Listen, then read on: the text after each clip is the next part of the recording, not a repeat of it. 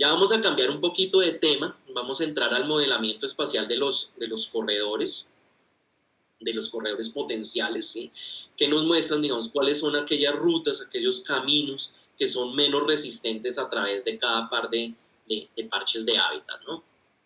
Y esto también es muy interesante porque ya empezamos a incorporar el efecto del impacto humano dentro del paisaje. Vamos a recordar un poquito la clase de modelo matriz parche corredor, por eso es tan importante, digamos, tener esas bases de ecología del paisaje. Un corredor es un elemento del paisaje de forma lineal, ¿sí? Tiene alargados, por lo general son los corredores, que promueven los enlaces físicos y funcionales entre los parches que les ofrecen recurso a las especies y en ese sentido facilitan el movimiento de los organismos a través de ese espacio geográfico. ¿Y qué son los corredores potenciales? Pues precisamente esos corredores que sacamos de un modelo espacial. Son corredores que de pronto en terreno no existen, ¿sí? Pero que nos dicen por dónde son las mejores rutas para que los flujos ecológicos se muevan a través de esos parches que nos interesa conectar. ¿Cómo modelar esos corredores? Ahí, digamos que no hay una receta final, ¿no? Eso depende de los objetivos que tenga nuestro estudio, pero digamos que acá en general yo les muestro estos 6 pasos, digamos, que son primero pues definir nuestra área de estudio, cuál es nuestro paisaje en el que vamos a modelar estos corredores, seleccionar las especies focales que nos van a ayudar a identificar cuáles son esos sitios menos resistentes entre los parches, cuáles son esos parches que vamos a conectar, eso es supremamente importante, si vamos a conectar áreas protegidas, si vamos a conectar más bien poblaciones, si vamos a conectar simplemente parches naturales, entonces tenemos que definir muy bien qué es lo que vamos a conectar.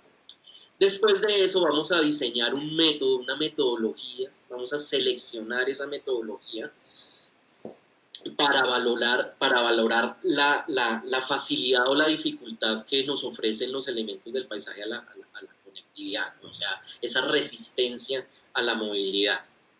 Vamos a producir precisamente ese mapa y vamos a seleccionar, digamos, de acuerdo a la metodología, al objetivo del trabajo, cuál es el enfoque que más nos sirve. Si, digamos, si el análisis de conectividad no es solo no es de corredores como tal, podemos simplemente utilizar las métricas de paisaje que vimos en las clases pasadas, o por ejemplo el área conexa equivalente, dependiendo del objetivo. O sea, si nosotros lo que queremos es mirar cuáles son los sitios con menos o mayor conectividad a través de esa matriz antrópica, pues los corredores es lo mejor. Más adelante vamos a ver cuál es el enfoque que más nos sirve, de acuerdo a nuestra pregunta.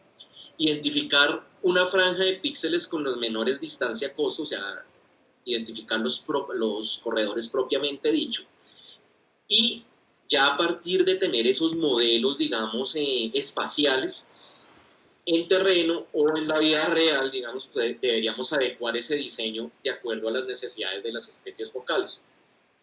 Y también identificar alternativas, ¿no? Lo que les mostraba en la clase pasada también, que no, los organismos no seleccionan específicamente por dónde se van a mover. Precisamente el enfoque de teoría de circuitos que vamos a ver ahorita nos dice que eso no es tan cierto, digamos que hay más unos movimientos aleatorios a través del paisaje que no implican que un animal se mueva por una ruta específica. ¿Qué especies vamos a seleccionar? Bueno, esa es como una de las preguntas del millón dentro del modelado de corredores, ¿no? De acuerdo a este review que hicimos en el 2016, el 41% de especies focales que se modelaron para hacer modelos de corredores fueron mamíferos, ¿sí? Y la mayoría de ellos fueron carnívoros, ¿no? Entonces, los que más se modelaron pues fueron los felinos. La especie que yo más encontré que modelaron en ese tiempo es el puma, ¿no? Pero digamos, si volvemos a hacer ese review, seguramente van a seguir siendo los carnívoros, pero seguramente el jaguar va a quedar ahí como entre los altos, ¿no? También otras especies como ay, se me olvidó el nombre de el que modela Santiago Saura siempre, el urogallo, ¿sí? Que es una especie de faisán, ave terrestre. Las águilas, digamos, en términos de aves también, los osos han sido supremamente modelados, el gato montés, etcétera, ¿no? Las aves, digamos, son la clase el taxón que le sigue a los mamíferos en cantidad de especies modeladas, los insectos, algunos reptiles, los peces menos, los anfibios y mucho menos, digamos, las plantas. ¿Por qué se han modelado en su mayoría los carnívoros?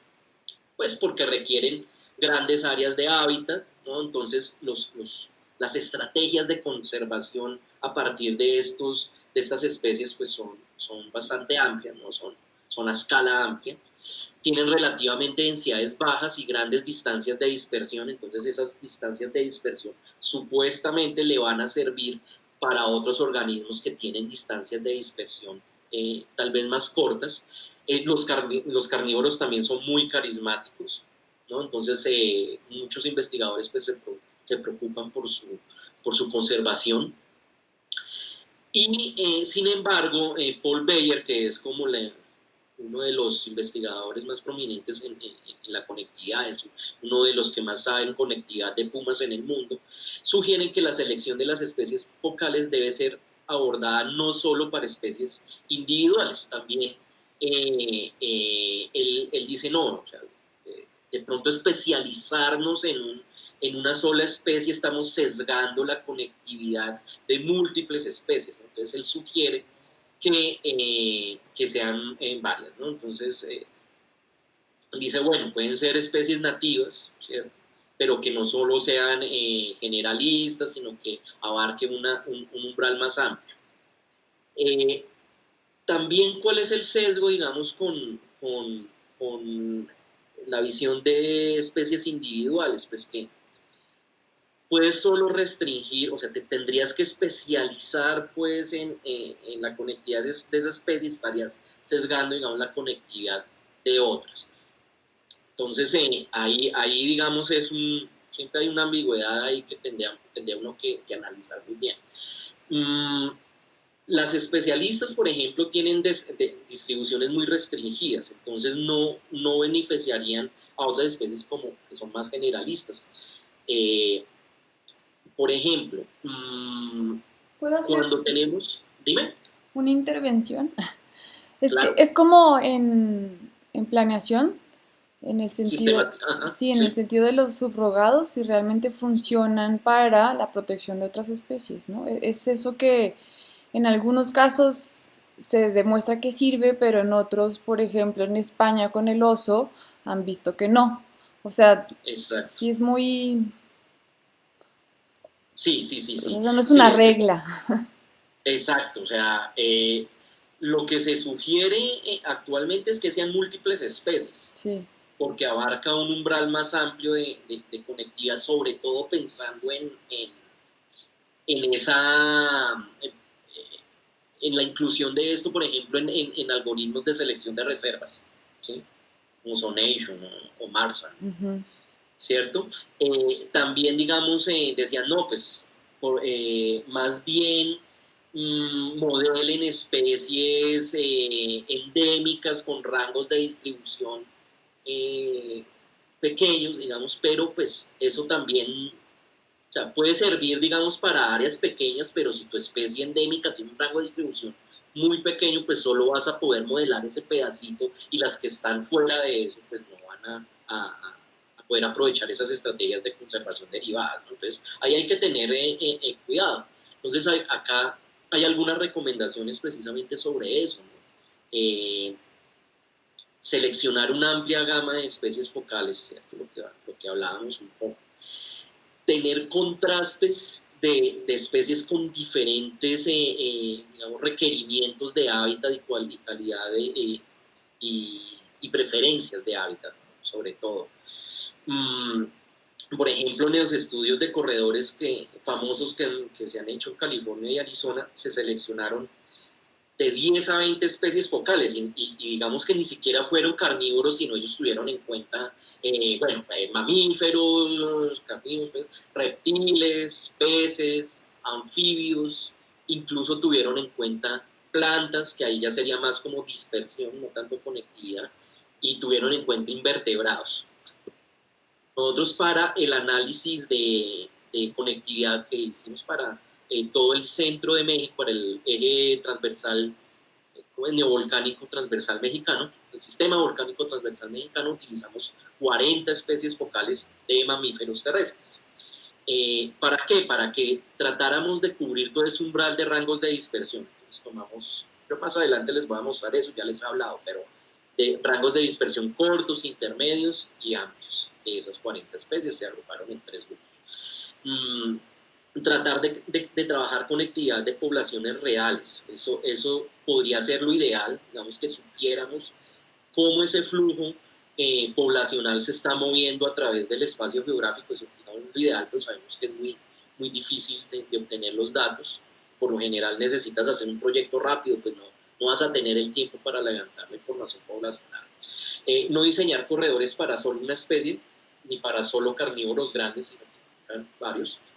Y que los planificadores del paisaje, por ejemplo, pues trabajen entonces, con nosotros los biólogos y ecólogos para identificar bien, digamos, cuantitativamente, para poder mapear mejor esos corredores. Por lo general, a veces tenemos corredores como muy abstractos o que decimos que porque son grandes masas que conectan, pues por ahí es lo mejor y pues no.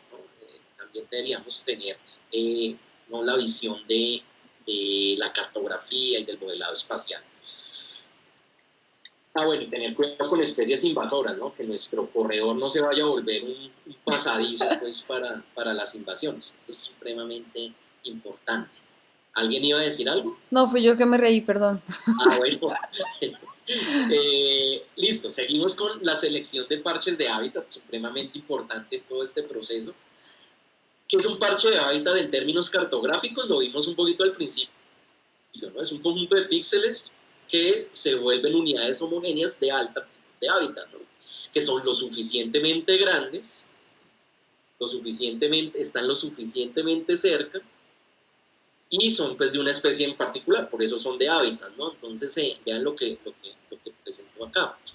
Lo suficientemente grandes porque tienen suficiente área para soportar los requerimientos de vida de la especie, ¿no? Sobre todo los de reproducción. Lo suficientemente cerca, o sea, para que sean unidades homogéneas diferenciables, o sea, parches, ¿no? Que le ofrecen alta aptitud de hábitat y que son para una especie en particular. La conectividad es para especies particulares y se puede volver para múltiples especies, ¿no? Entonces, eso hace énfasis en que un parche es bueno para una especie, pero no puede ser bueno para otra. Miremos esto. Un parche de hábitat es más que un parche de cobertura, entonces hay veces no se vale tanto agarrar el mapa de cobertura y decir, no, voy a solo a sacar los parches de bosque porque eso me restringe lo demás, ¿no? Porque digamos, el parche de bosque y el parche de matorral son 2 categorías diferentes, o sea, 2 parches diferentes, pero pueden ser el mismo hábitat para una sola especie. Entonces ahí ya sería el parche como tal. Entonces, la cobertura ahí estaría sesgada. Entonces tendríamos que verlo como un poquito en términos de esas coberturas, qué tanta aptitud de hábitat le ofrecen a la especie. Entonces, ¿por qué son útiles los parches en el modelamiento de corredores? Porque los parches son el punto de inicio y el punto final. Vas a conectar un parche A con un parche B. Entonces, es el inicio y el final del modelo, ¿no? Identificar todos los parches en la matriz, identificar cuáles son aquellos parches que son puentes a través de grandes parches que ofrecen mejores recursos. Y para evaluar o ilustrar cómo esos corredores pues, pueden unirse a través de esos dos pares de parches, ¿no? ¿Qué más son los parches? Los parches de hábitat son áreas relativamente homogéneas que se diferencian de su matriz circundante. Eso lo habíamos visto en la clase del modelo matriz parche corredor. Y ofrecen una alta aptitud de hábitat para las especies en particular. Entonces, ¿cómo identificamos esos parches dentro de los modelos? Ojo con esto, que esto es muy importante para ya lo que viene de la parte práctica, ¿no? Entonces, simplemente pues podemos especificar un umbral de aptitud de hábitat. Decimos, bueno, estos valores de acá para arriba de aptitud de hábitat, para mí va a ser hábitat, digamos, óptimo, y lo saco de ahí. Lo saco de mi modelo y digo, estos son mis parches basados en aptitud de hábitat. Por ejemplo, los modelos de Maxent se pueden reclasificar en niveles de aptitud y los valores más altos de probabilidad de ocurrencia podrían ser los parches, ¿cierto? Utilizar los valores más bajos de un índice de impacto humano. Entonces, los sitios con mayor naturalidad podríamos extraerlos y decir, estos son mis parches. Parches grandes de vegetación natural, por ejemplo, podrían ser mis parches a conectar si, digamos, no tengo mucha información de mi especie focal, o por ejemplo, mis parches pueden ser las áreas protegidas, si queremos saber cómo esas áreas protegidas aportan a la conectividad de todo un paisaje, por ejemplo, esos también pueden ser parches. Yo les voy a mostrar un ejemplo basado pues, en mi tesis de maestría y en mi tesis de doctorado.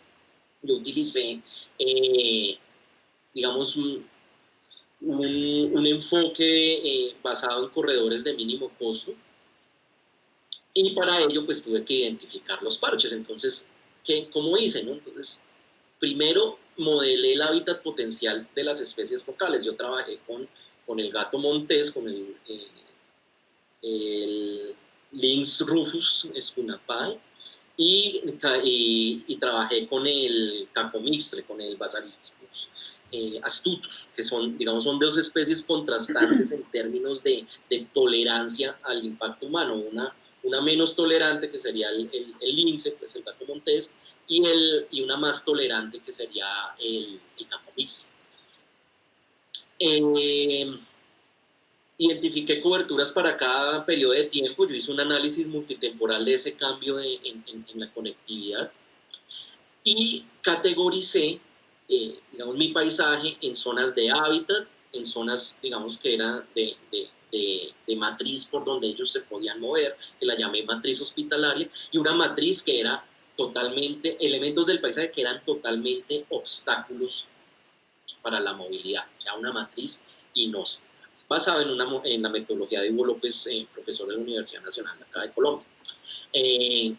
Tuve en cuenta, digamos, la resistencia a la movilidad en términos de la elevación, de la pendiente, y a partir de esos mapas de cobertura y de otros elementos del paisaje, como las carreteras, las distancias a poblados, la densidad la distancia y la densidad de carreteras, entonces hice mapas, digamos, que me decían qué tan apto o qué menos apto era ese paisaje para la movilidad de esas especies, y al final hice un mapa de aptitud acumulada, ¿cierto? Entonces, esos valores, pues, se diferenciaron en cuartiles. Los dos intervalos inferiores se clasificaron como hábitat deficiente, o sea, con la menor calidad de hábitat, el siguiente como subóptimo, y el intervalo superior lo clasifiqué como hábitat óptimo. Y esos que eran hábitat óptimo, por ejemplo acá en rojo, ¿sí?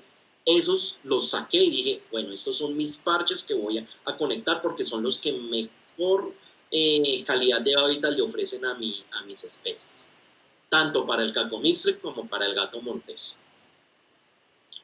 Pero también entonces hice un mapa de resistencia del paisaje, que se los he nombrado mucho. Entonces, la resistencia del paisaje es el grado en el cual los elementos y características del paisaje facilitan o dificultan la movilidad a través del espacio geográfico. Acá ya incluimos un nuevo concepto, que es la distancia de costo. Esa distancia de costo es la distancia ponderada entre un parche A y un parche B, ponderada precisamente por esa resistencia.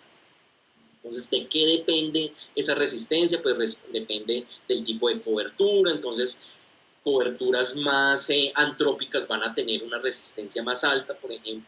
Depende de la topografía también, del grado de impacto humano. Entonces, si nosotros vemos este mapita, es la cuenca del lago Cuitzeo en Michoacán. Por ejemplo, en el centro tenemos un color rojo intenso. Eso corresponde a la ciudad de Morelia, o sea, le ofrece un grado alto de resistencia a la movilidad del gato montés. Por ahí seguramente el gato montés no va a pasar. Si nosotros vemos por acá también en el centro hay algunas como elementos como lineales, como si fueran corredores, pero realmente esa es la resistencia que le ofrecen los corredores humanos a la conectividad. Entonces, esa es la autopista Morelia-Ciudad de México. ¿Sí? Ahí, digamos, se acumula baja aptitud de hábitat y un alto grado de resistencia a la movilidad, o sea que van a ser obstáculos para que las especies se muevan por ahí. ¿Cómo vamos a modelar esta resistencia? Hay una cantidad de métodos para modelar la resistencia. Hay unos, digamos, que pueden estar basados en opinión experta, ¿sí? Pueden ser basados también en modelado de nicho ecológico. Entonces la resistencia sería la inversa de ese modelo, o los modelos de probabilidad de ocurrencia. Entre menos probabilidad de ocurrencia, mayor resistencia, y entre más probabilidad, menos resistencia. Se puede con datos propiamente de campo, entonces, que serían los más complicados, que serían marcaje, liberación y recaptura, radiotrekking, por ejemplo, saber por dónde es que realmente se mueven esas especies. Eso ya tendría que ver más con ecología de la movilidad, pero digamos que sería lo ideal, ¿no? Poder saber calificar esa resistencia basada en los movimientos reales de las especies, pero pues sabemos que es mucho más complicado, ¿no? La revisión, combinación de varios enfoques, ¿no? Enfoques híbridos basados en revisión bibliográfica. El recomendado por Siller, que es como la experta en modelos de resistencia, ella dice, bueno, hay algunos proxies que pueden ser un poquito más reales, como el índice de huella espacial humana, que es la relación del impacto humano, de esa magnitud del impacto humano, con la resistencia a la movilidad. Bueno, aquí simplemente es como en la revisión que hice, pues para qué se utilizaba la opinión experta. Entonces, si vemos, pues la opinión experta en la mayoría de su porcentaje, en el 38%, se utilizó precisamente para hacer los modelos de resistencia del paisaje y para modelar la aptitud de hábitat. El ejemplo basado de la valoración de la resistencia de mi tesis, entonces yo lo que hice fue hacerla con opinión experta. Entonces yo hice un cuestionario en el que integré 8 características del paisaje que afectan la resistencia. Entonces, el impacto por las carreteras, el impacto por la densidad poblacional, el impacto por el tipo de cobertura, por la elevación, por la pendiente, ¿qué más? Por la distancia a los poblados, por ejemplo. Y ese cuestionario yo se lo envié a 40 expertos mastozoólogos en México. De esos 40 me respondieron 8. Entonces, ahí digamos que también hay un sesgo, ¿no? No todos los investigadores colaboran para este tipo de cosas, y menos cuando eres un estudiante. Entonces, es una lástima, porque sí se podría hacer, digamos, con mayor cantidad de datos, pero bueno, con los que me respondieron trabajé. Y hice unas reuniones con un par de expertos del Instituto de Ecología de la UNAM en ese tiempo, de la Facultad de Ciencias, experto en gato montés y una experta en cacomixtle. Y esos valores finales de resistencia que cada experto valoró, ¿sí? Acá está el cuestionario que no se ve. El cuestionario que no se ve porque está supremamente chiquito. Pero Asentamientos bueno, ahí humanos, están sí. las características del paisaje y de 0 a 100 ellos me decían qué tan resistente iba a ser la matriz, ¿no? Entonces, por ejemplo, no sé, aquí de primeras, el tipo de cobertura, por ejemplo, los asentamientos humanos. Para este investigador dijo, bueno, para el gato montés mi valor de resistencia es 80/100. Y para el Basariscus astutus, el cascomistre, es menor, es 60. ¿Sí? Ahí, digamos, depende, o sea, sabe que hay expertos opinando sobre la resistencia es interesante. Por ejemplo, en mi caso, que yo no soy mastozoólogo ni zoólogo, yo me dedico más es al modelo espacial como tal, precisamente es ese valor agregado del conocimiento sobre la ecología de la especie. Por ejemplo, en el caso del gato montés, yo, yo veía acá hay unas distancias a, ¿cómo es que se llaman estas? A los rieles de los trenes. Ajá, las vías del tren, no sé. A la vía del tren, ¿sí? Entonces yo decía, no, pues seguramente el gato montés esa vía del tren le va a ofrecer 100 de resistencia, pero por ejemplo el experto me hacía caer en cuenta, no, no, no, al revés, ahí no hay tanta resistencia porque el gato montés le gusta llegar a esas líneas del tren y como son como elevaditas y le gusta otear, ¿no? Le gusta ver desde arriba su paisaje, precisamente su área, su hábitat. Entonces, no le ofrece. Además, utiliza las piedritas de la línea del tren como para hacer popó, pues, y Sí. tapa ahí. ¿Sí? Entonces, esos datos, pues, uno no, si uno es experto, uno no lo sabe, ¿no? Y yo hubiera, digamos, calificado resistencia 100, pero en este caso él la calificó más bajito porque tiene esa experiencia, ¿no? Entonces, bueno, digamos que eso es la importancia de tener expertos en este tipo de calificaciones.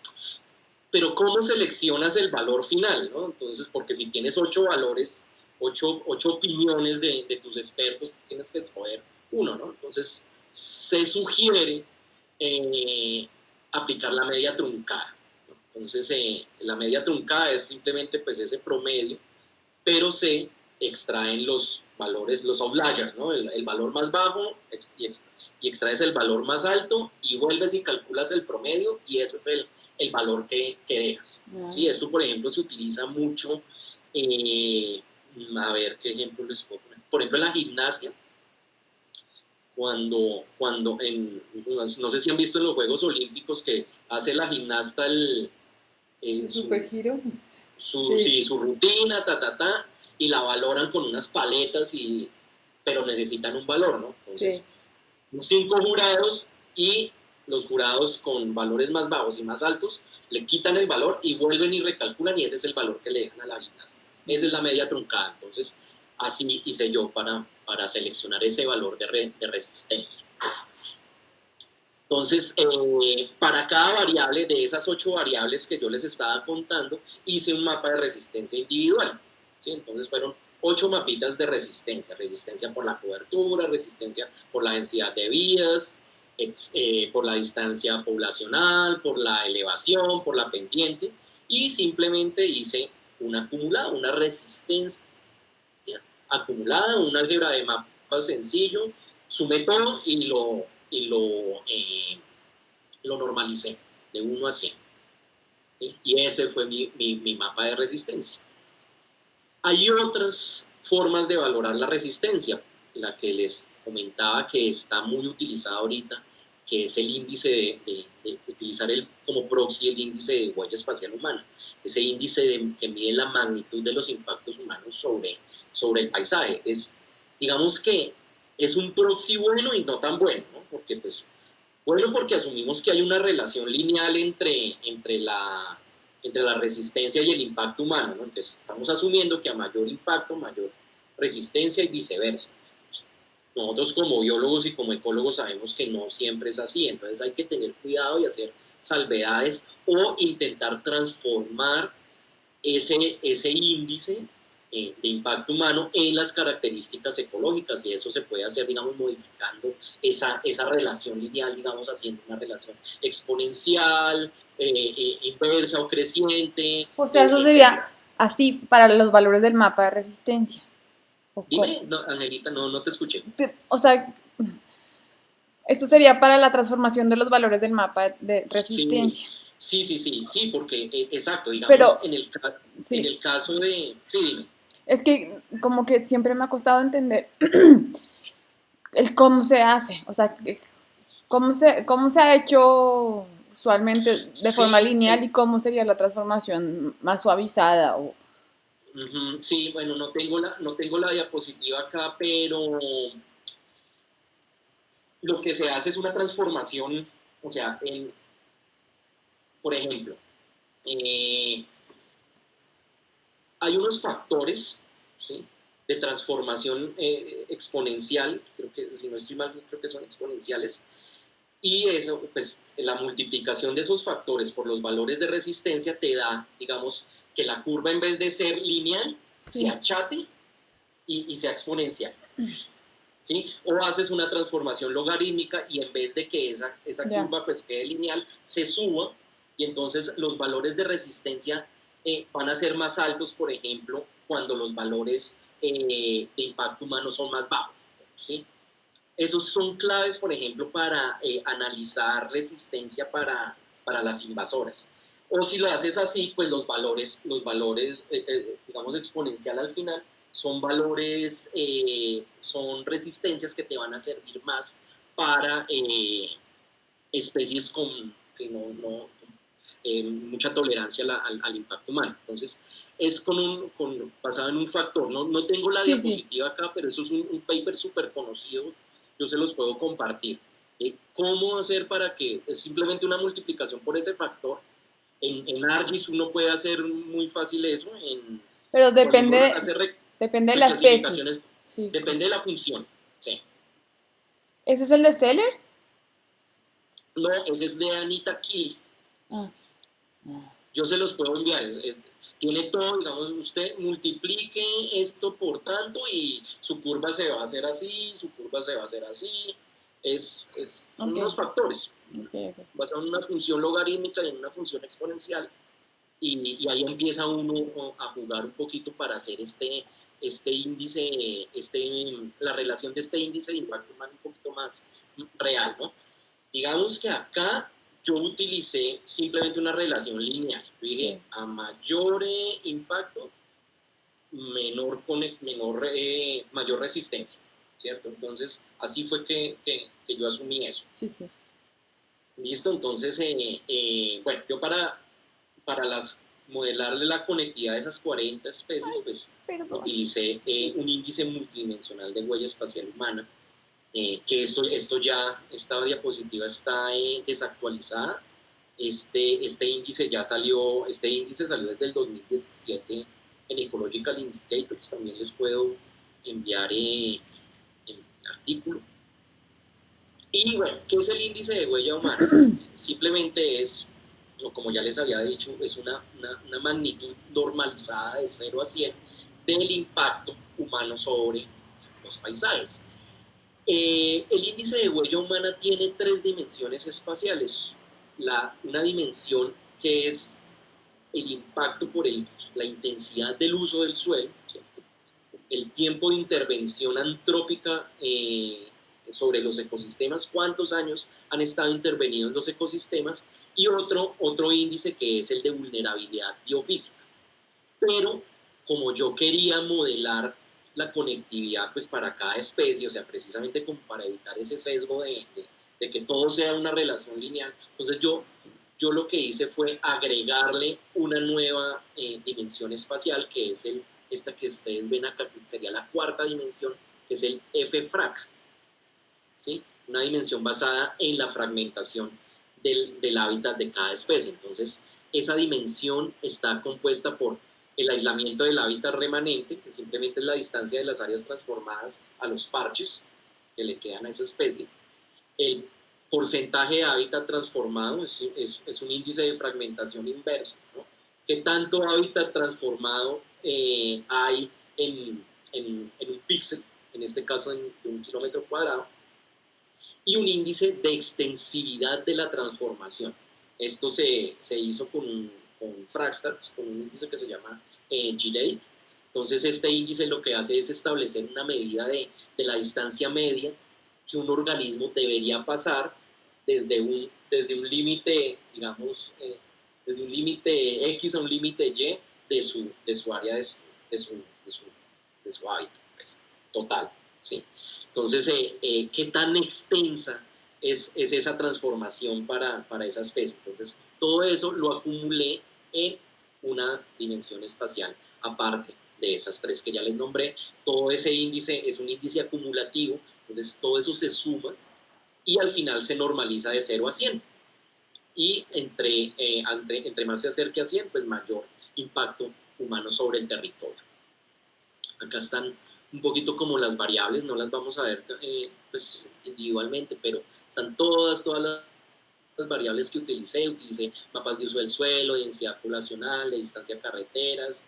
El más difícil de sacar es el del tiempo de intervención antrópica, porque hay que hacer, digamos, como todo un análisis de archivo de cuántos años puede estar llevar alterado ese paisaje. Entonces no es tan fácil. Sin embargo, se puede obviar, podría sacar y dejarlo simplemente con el de intensidad de uso del suelo y la vulnerabilidad biofísica podría hacerse. Y si lo quieres hacer para cada especie individual, no para todas, se sugiere utilizar la dimensión espacial de fragmentación y pérdida de hábitat. Bueno, esta es como una infografía, simplemente es la acumulación de todos esos 11, de estas 11 variables, más el índice, más la dimensión de la fragmentación. Y da como resultado esto. Entonces, este sería, digamos, todo el eje neovolcánico michoacano, eje volcánico transversal michoacano. Este es el lago Cuitzeo, acá estaría Pátzcuaro, por acá donde está más impactado estaría Morelia, por acá estaría la reserva de la biosfera de la mariposa monarca, bueno, y este sería, digamos, el acumulado para todas las 40 especies, pero también pueden haber escenarios por cada grupo que yo les mostraba, de los 3 grupos que agrupé, ¿no? Los de las especies. Entonces está el escenario para el grupo de especies de rango de dispersión corto, sería esta, la B, de rango intermedio y de rango amplio de dispersión. Entonces podemos sacar huellas humanas para esos grupos y modelarlo pues, para que sea, digamos, un poquito más realista. Después de eso, utilicé esos mapas de resistencia basados en ese impacto para identificar rutas de mínimo costo. ¿Qué son esas rutas de mínimo costo? Pues simplemente son caminos, ¿sí?, que presentan el mejor paso a través de esos píxeles para llegar de un parche A a un parche B. Entonces ahí ya estamos también hablando de distancias costo, ¿no? Esa ponderación de la distancia por el valor de resistencia de ese píxel. Por ejemplo, veamos acá este parche A y este parche B. Entonces, pongamos, el organismo quiere viajar del A al B, pero pues tiene una matriz con diferente grado de resistencia, pues él se va a ir por la ruta más corta, ¿cierto?, entre A y B, pero menos costosa. Entonces, él no se va a ir por el 2 porque se puede ir por el 1, que es menos costoso usarlo. Acá, digamos, tiene una matriz entre 3 y 4, entonces él dice, no, pues me voy por el 2, que es más bajito, menos costoso. Sigo por el 2 porque estoy rodeado de 5 y 4, ¿sí? Y llego al 3 porque está rodeado también de 4, 5 y 3, pues prefiero irme por el 3, que es más cercano y más bajo, y llego hasta el B. Esa es la ruta de mínimo costo. ¿Qué pasa? Esas rutas de mínimo costo pues no son tan realistas, ¿sí?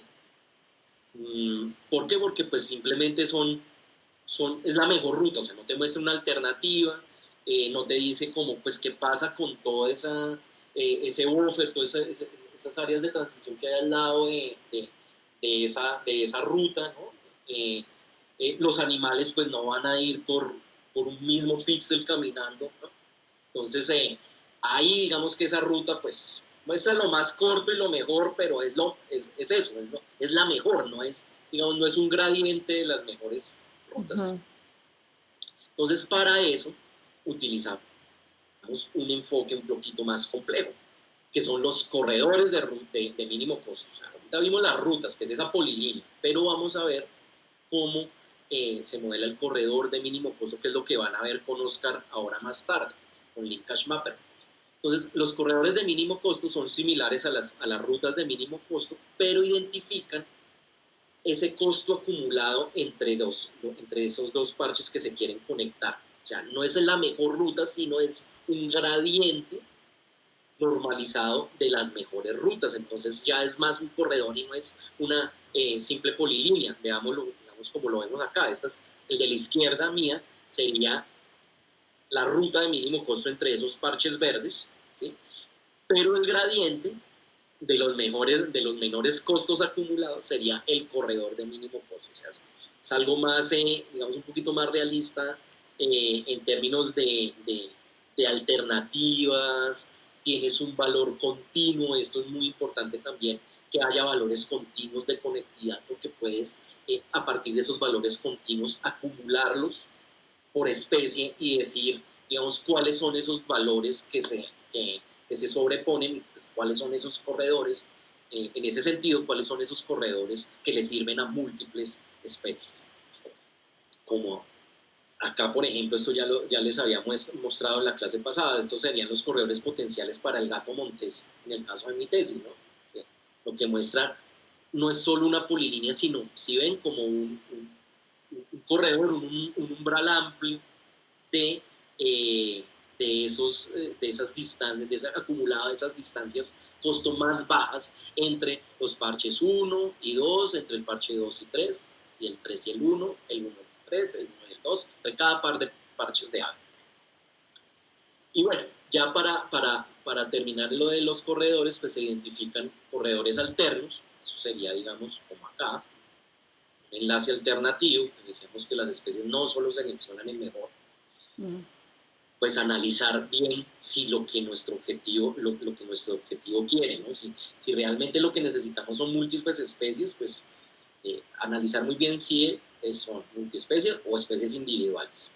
Algo supremamente importante ya para el diseño del corredor y para pensando ya en la implementación, ¿no?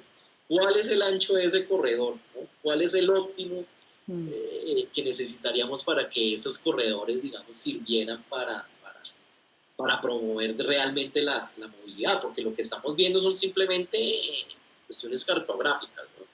Entonces, Brad McRae en el 2004 dijo, bueno, el ancho del corredor debe ser medido en distancias de costo. O sea, dejen de medir los corredores basados en los rangos de dispersión nomás, sino tengan en cuenta que son esos rangos de dispersión, pero también esas distancias costo entre esos parches de hábitat. Por eso, digamos, el enfoque de corredores de mínimo costo es mejor. El corredor debe ser aproximadamente el ancho del home range de la especie focal. Eso es como una regla. O mínimo la raíz cuadrada de la mitad del home range, asumiendo que el corredor es como un rectángulo, ¿cierto? Y Paul Beyer dice sí, pero el 90% del corredor tiene que cumplir esa característica. Pero puede admitir cuellos de botella más cortos porque pues supuestamente estamos modelando corredores en paisajes transformados, ¿no? Que por lo general no van a permitir que siempre el corredor cumpla con esa regla.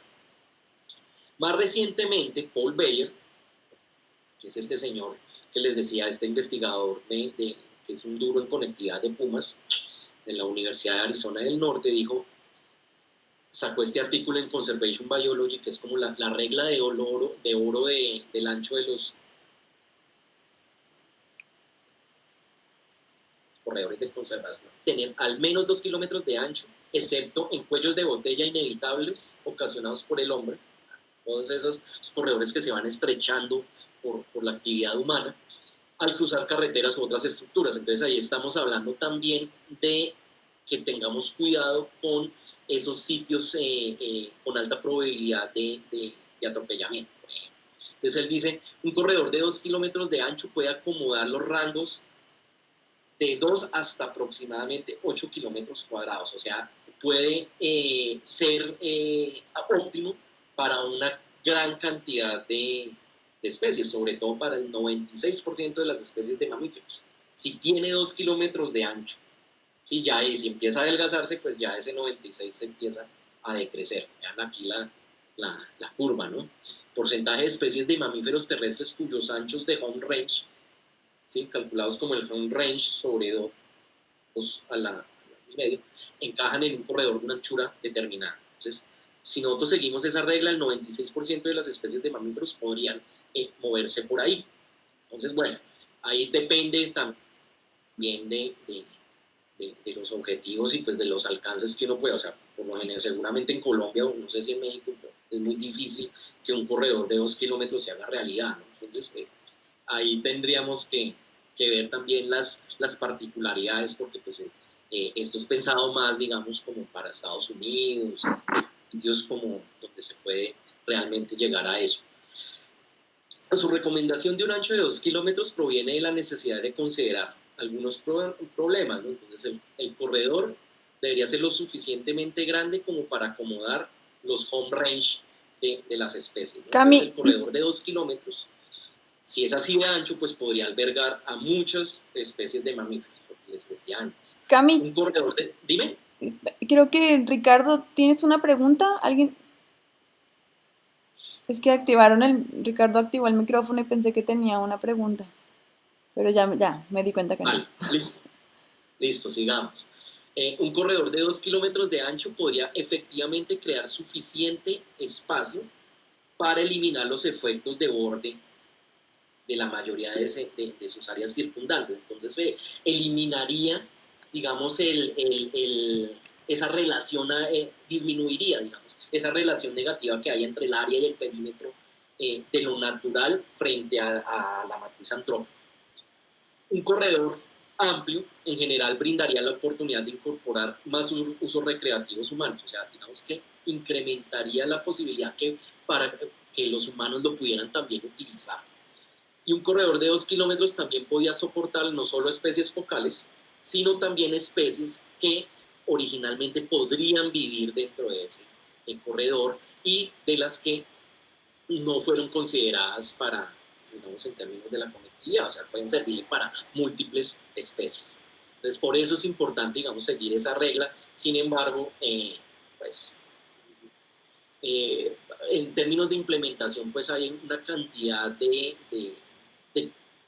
problemas y de criterios que deberían ser incluidos acá, ¿no?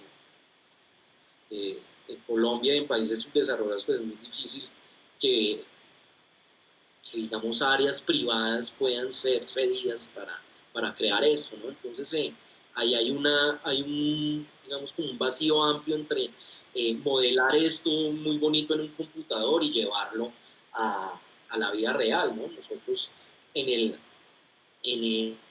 la investigación, en el review que hicimos, solo un corredor se pudo volver realidad. De todos esos estudios que revisamos. ¿Aquí en México? No, de todo el mundo. De todo el mundo. Yeah. Y precisamente fue uno de los estudios del profesor Bayer, ¿no? En California. Pues él ya es una persona grande, entonces él cuando tenía como 20 y pico de años identificó unos corredores para los pumas y sí le hicieron caso en ese tiempo y le hicieron su corredor, ¿sí? Y él ya grande, ya como no sé cuántos años tenga Paul Bayer, pero es una persona ya grande, tuvo la oportunidad de ir a su corredor ya establecido y medir si los pumas sí se movían por ahí. Y realmente sí se movían, entonces pues fue algo como súper chévere. Pero pues de lo que yo revisé, muy pocas de estos modelos se vuelven realidad. Entonces, ojo con eso, si hay veces estamos desgastando tiempo en modelos y más bien deberíamos implementar esto con la gente, Mm. ¿no? Entonces, ahí hay una discusión muy profunda sobre realmente la utilidad de eso. Son muy útiles, pero para el paso a la realidad es bastante complicado y por eso es tan importante trabajarlo con la gente, incluir esto que es basado en valores ecológicos, incluirlo y sobreponerlo con los valores sociales del paisaje, con aquellos sitios que son importantes para la gente, porque si tenemos esas sinergias sabemos si realmente estos corredores van a tener éxito y si realmente se van a implementar. Esto también es supremamente importante que se charle con los tomadores de decisiones grandes. Nosotros acá en Colombia estamos tratando de crear un grupo de conectividad del paisaje con los que estamos, digamos, para poder integrarnos con el Ministerio del Medio Ambiente. Ya hemos hecho muchas charlas, por ejemplo, con la gente especialista en atropellamiento de fauna, o sea, todo esto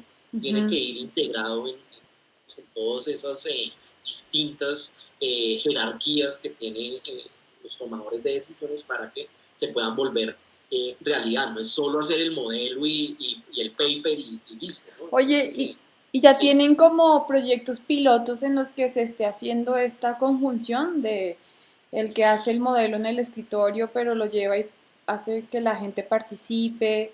Sí, sobre todo con lo que les hablaba un poquito de atropellamiento de fauna Ujú. y hemos hecho talleres con el Ministerio del Medio Ambiente precisamente para empezarlos o sea, todavía no hemos hecho, o sea, hay algunos ejemplos no hechos por el Humboldt de corredores, digamos, locales, Ujú. sobre todo en el Frente de Deforestación del Caquetá. Sí, sí, más o menos. En la Yo sé. Amazonía, en el cinturón andino amazónico hay un frente de deforestación inmenso. Ahí hay unas corporaciones regionales y Ujú. ONGs, digamos, que trabajan mucho con la gente y hacen corredores a partir de estos análisis. Ya. Son iniciativas pequeñas, pero por lo menos ya estamos llegando a hablar con el ministerio que antes, por ejemplo, pues, no tenía ni idea de eso. Ujú. Entonces, sí, pero eso va lento, pero va bien.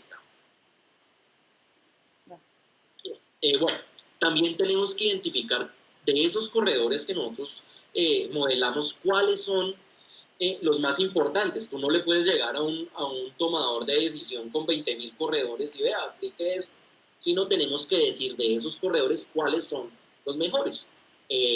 Yo en mi tesis de doctorado, en el último capítulo, pues traté como de implementar esa priorización, ¿no? Es decir, de esos mejores corredores, ¿cuáles son los mejores? Y tuve en cuenta pues 3 criterios, ¿no? Un corredor es importante si conecta muchos parches, ¿cierto? O Ujú. sea, entre más parches conecte, un corredor es más importante que otro, ¿sí? Pero no solo que conecte parches, sino que esos parches que está conectando sean importantes para mantener toda esa red conectada. Entonces, por eso es tan importante también integrar, por ejemplo, el enfoque de estos índices de probabilidad de conectividad del DPC, que te Ujú. dice qué tan importante es ese parche, con estos enfoques de modelamiento de corredores. Porque tú puedes decir, listo, conectó estos parches, pero también tienes que saber que si esos parches son importantes, porque si no, pues ¿para qué? ¿No? Entonces, bueno, un corredor también es importante si conecta muchos parches, que son importantes, eso ya lo dije, en función de la ponderación del número de parches por el índice PC. Y algo supremamente importante es la capacidad que tiene ese corredor para digamos, promover el flujo de corriente. O sea, entre mayor probabilidad de flujo de dispersión por ahí, ese corredor es mejor. Y eso, ¿cómo lo sabemos? Por métricas de centralidad que tienen que ver con la posición de ese corredor en toda la red y la probabilidad de que algo pase por ahí. Y eso lo sabemos a partir de la teoría de circuitos, que también vamos a ver un ejercicio con Oscar, creo, y que vamos a ver más adelante. Entonces, por eso es tan importante integrar todos esos enfoques. Hay veces los enfoques individuales no, pues dicen cosas, pero cuando tú los integras, ahí realmente es que ves, digamos, la importancia de esa visión integral, de esa visión holística de la conectividad, etcétera, ¿no? Y bueno, aquí simplemente es como el resultado. Los corredores más importantes son los rojitos. Estos Ujú. son, digamos, los que cumplen con todos esos criterios. Por ejemplo, acá a la derecha, el corredor 1 y el 10 son corredores supremamente importantes porque están conectando la reserva de la biosfera de la mariposa monarca con todo estas áreas grises oscuras que son áreas naturales, si no estoy mal es Siragüen, bueno, no me acuerdo, no, porque Siragüen es por acá.